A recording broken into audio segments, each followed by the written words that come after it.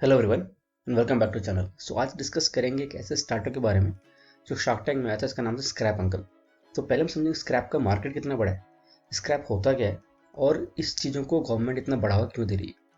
तो अगर हम पिछले साल कॉन्फ्रेंस उसका रिपोर्ट 2020 में कॉन्फ्रेंस हुआ था, उसका अगर रिपोर्ट देखेंगे तो उसका रिपोर्ट हमें ये बताता है कि बेसिकली अगर इंडिया में देखेंगे तो इंडिया का जो स्क्रैप का इंडस्ट्री है, जो कंजम्पशन है, वो 750 बिलियन रुपीज़ का है, मतलब अराउंड 7.5 लाख करोड़ का है। जो कि टोटल अगर अमाउंट में बात करें तो पैसे के 750 लाख करोड़ है। और अगर आप उसका क्वांटिटी बात करेंगे तो 20.40 मिलियन टन है। और इसका ग्रोथ जो है 11.4% CAGR पे ग्रोथ कर रहा है सेक्टर।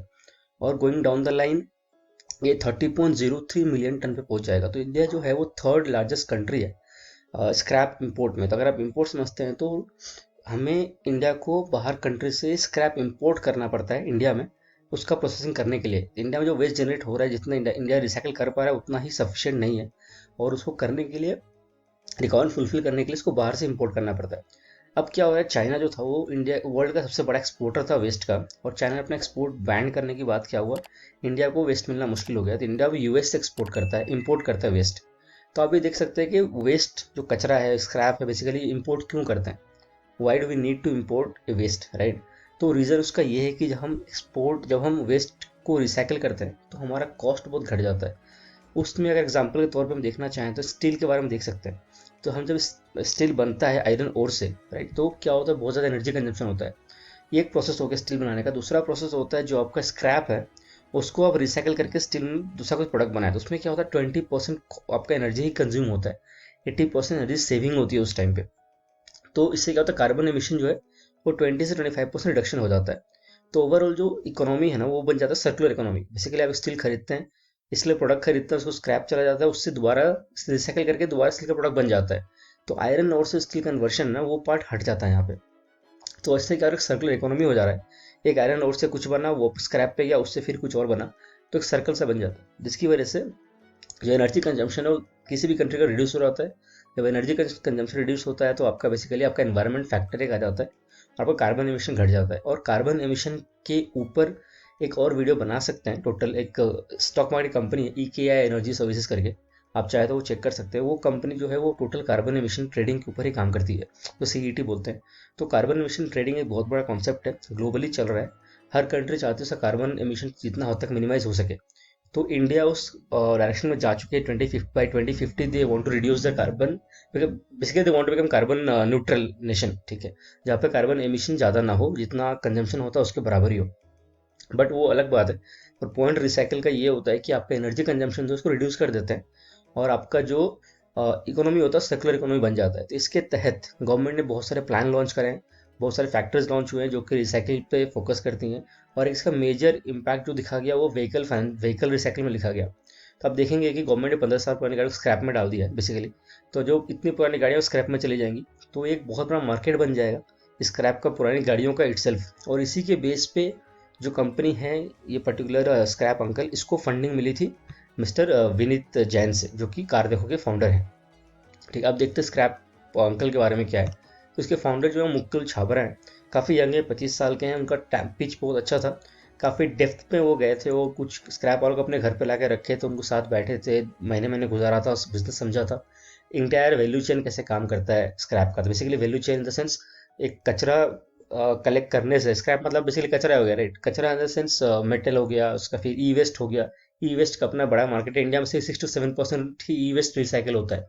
ई वेस्ट क्या होता है, आपका जो फ़ोन है, लैपटॉप है, जो पुराना हो जाता है तो हम उसको बेसिकली हम क्या करेंगे, उसको वेस्ट में या तो फेंक देते हैं, या तो किसी को दे देते हैं, वो फिर फेंक देता है, तो कचरे वाले ले जाते हैं। तो बेसिकली ई वेस्ट होता है उसमें। जितने चिप है, अंदर के वायर्स हैं, सब ई वेस्ट, इलेक्ट्रॉनिक वेस्ट में आता है।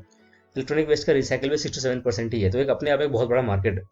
अगर मैं इसे वीडियो बनाना चाहूँ कि मार्केट मार्केट कितना बड़ा है, ई वेस्ट का मार्केट कितना बड़ा है, मेटल वेस्ट का मार्केट कितना बड़ा है, नॉन मेटल वेस्ट का मार्केट कितना बड़ा है, प्लास्टिक वेस्ट का मार्केट कितना बड़ा है, तो एक अलग सा वीडियो बन जाए। तो अगर आप उसमें इंटरेस्टेड है तो आप कमेंट सेक्शन में बता सकते हैं कि उस पर एक वीडियो चाहिए, मार्केट साइज कितना बड़ा है, ताकि अगर आप स्टार्टअप करना चाहते हैं सेक्टर में तो में भी आपको हेल्प होगी कि सेक्टर कितना बड़ा है और क्या है उसके बारे में। और सोफा वीडियो अच्छा लगता है आपको तो वीडियो को लाइक कीजिए, दोस्तों में शेयर कीजिए, सब्सक्राइब कीजिए चैनल को अगर चैनल में न्यू है तो। ठीक है, तो back to startup part. Mukul Chhabra basically 25 साल का उन्होंने बताया। तो उनका पॉइंट ये था कि वो बहुत डेप्थ में गए थे, लोगों से मिले थे, और उन्होंने अब तक अपनी कंपनी के थ्रू 22,000 पिकअप करवा लिया सिर्फ दिल्ली एनसीआर रीजन में। और उनका कंपनी का जो रेवेन्यू है करेंटली 27.5 lakhs पर मंथ है, जो कि वो कह रहे हैं eventually go for 6 crores per year in 2022 and 23 financial year. उनका फंडिंग आज 60 लाख रुपए 3% इक्विटी का था। अब उसके बाद क्या हुआ कि बेसिकली फाउंडर जो है ना काफ़ी हद तक पैशनेट है अपने काम को लेके, इस पर्टिकुलर स्क्रैप वाले काम को लेके। वो उनको एक मार्केट पता है कितना बड़ा मार्केट है, वो चाहते उस मार्केट में काफ़ी हद तक ऑर्गेनाइज सेक्टर बनाया जाए इसको। जो फंडिंग थी, फंडिंग के बाद उनको 2 ऑफर मिला गया, एक विनीता से मिला गया, एक फिर ऑफर मिला गया अमित जैन से, फिर ऑफर मिला अनुपम से। तो इवेंचुअली उन्होंने विनीत जैन का ऑफर ले लिया जो कि 60 लाख रुपए 5% इक्विटी का था। One of the major reason why Vineet Singh offered is that कि कार देखो, कार में डील करता है सेकेंड हैंड कार्स में, और उनको खुद अपने आप को इस व्हीकल स्क्रैपेज पॉलिसी के थ्रू व्हीकल डंपिंग में जाना चाहते हैं, तो वो काफ़ी यूज हो जाएगा स्क्रैप अंकल के थ्रू। अब आप समझ सकते हैं इस कंपनी का सिर्फ 6 करोड़ का रेवेन्यू सिर्फ एक स्टेट से आ रहा है, दिल्ली से, और ये उतना पॉपुलर भी नहीं है, क्योंकि अमन ने बताया था कि इन्होंने कभी इसके बारे में सुना ही नहीं। तो उन्होंने नहीं सुना, तो बहुत लोगों ने नहीं सुना होगा, तो ये अब तक दिल्ली मार्केट कवर नहीं कर पाया। तब इसका रेवेन्यू 6 करोड़ रुपए का, अगर ये दिल्ली कवर करने के बाद बड़े सिटीज जैसे बैंगलोर, चेन्नई, मुंबई में चला जाता है, इसका रेवेन्यू कितना बड़ा हो जाएगा। तो ये अपने आप में हजारों करोड़ की मार्केट है, सिर्फ और सिर्फ स्टेट में। अगर आप इन मुकुल छाबरा की बात पे जाएं तो सॉरी, अराउंड 15-16 हज़ार करोड़ का मार्केट है दिल्ली में, और उसको बड़ा करते हैं तो अराउंड लाखों करोड़ का मार्केट बन जाएगा ये। तो is a very good entrepreneur, काफ़ी कॉन्फिडेंट थे। तो ये उनका फंडिंग का स्टोरी था, अमित जिनके थ्रू फंडिंग मिली इनको। ठीक है, तो अब आपको क्या लगता है स्टार्टअप के बारे में? स्क्रैप अंकल कैसा स्टार्टअप है? क्या आप भी स्क्रैप वाले सेक्टर में कुछ अपना करना चाहते हैं, कुछ स्टार्टअप देखना चाहते हैं, या आपको क्या लगता है स्क्रैप में बिजनेस है या बस ये कचरा वाला काम है? इस चीज़ को आप कमेंट सेक्शन में बता सकते हैं, और वीडियो कैसा लगा वो भी आप कमेंट सेक्शन में बता सकते हैं। और don't forget like the video and share with friends and family, और चैनल में नए हैं तो सब्सक्राइब करना मत भूलिएगा। Thank you so much for watching, stay happy, stay safe.